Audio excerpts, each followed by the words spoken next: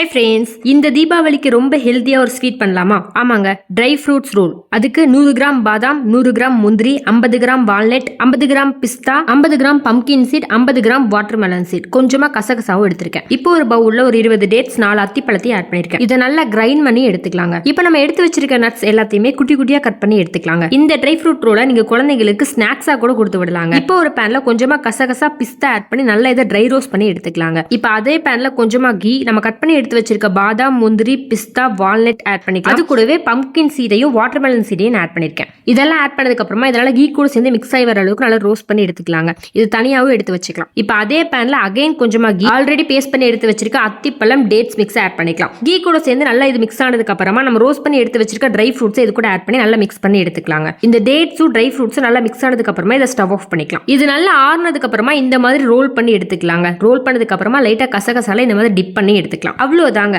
இதை கட் பண்ணி எடுத்தோம்னா ரொம்ப ஹெல்த்தியான ட்ரை ஃப்ரூட் ரோல் ரெடி ஆயிடுச்சு. இந்த தீபாவளிக்கு இந்த healthy dry fruit roll sweet செஞ்சு அசத்துங்க.